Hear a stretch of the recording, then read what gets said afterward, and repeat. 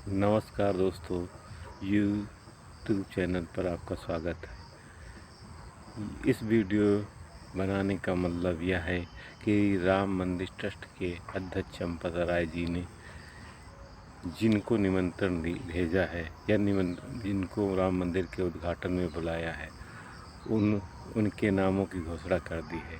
उनमें प्रधानमंत्री नरेंद्र मोदी, उसके बाद दूसरा नाम संघ प्रमुख मोहन भागवत जी का है, तीसरा नाम आनंदीबेन पटेल का है। सभी लोग एक ही राजनीतिक विचारधारा से आते हैं। उन लोगों को मंदिर का श्रेय लेने के लिए जिस तरह से शतरंज की बिछा रही है बीजेपी, उसको समझना बहुत ज़रूरी है।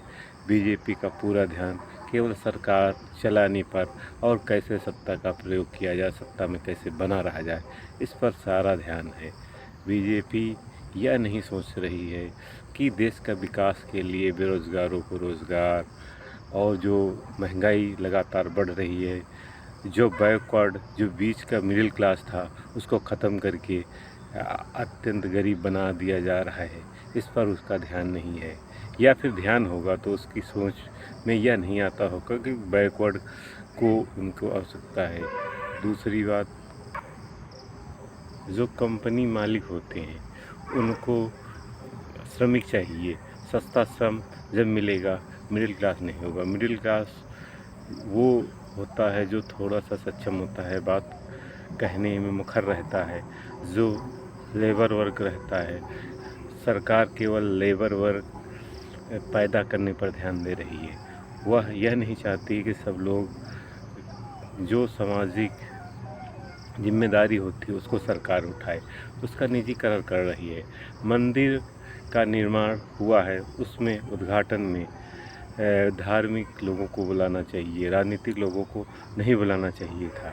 लेकिन जिस उद्देश्य से ट्रस्ट का गठन जिस हिसाब से किया गया था, उसी हिसाब से वह लोगों को राजनीति करने के लिए आमंत्रित कर रहे हैं। प्रधानमंत्री जी के कार्यकाल में हो रहा है तो प्रधानमंत्री जी को आमंत्रित करना गलत नहीं है, लेकिन इसमें राजनीति नहीं होनी चाहिए। शिक्षा, रोज़गार और महंगाई जो भुखमरी जो लोगों की बढ़ रही है, उस पर भी सरकार का ध्यान देना चाहिए। मंदिर का निर्माण होने से यह तो है कि बहुत लोगों की भावना मंदिर से जुड़ी हुई है, और मंदिर का निर्माण होने से उनको प्रसन्नता होगी। लेकिन अगर हम लोग बेरोज़गारी पर ध्यान नहीं देंगे, रोज़गार की व्यवस्था नहीं करेंगे, तो फिर हालत बदतर होती चली जाएगी। इसलिए मंदिर को उद्घाटन के साथ साथ सरकार का ध्यान रोज़गार देने पर भी होना चाहिए। ऐसी योजनाओं का निर्माण करना चाहिए जिससे कि रोज़गार लोगों को मिले। सरकार को सिर्फ फ़ायदे के लिए नहीं काम करना चाहिए। सरकार लगातार फ़ायदे के लिए ही काम कर रही है। वीडियो वो लंबा हो रहा है।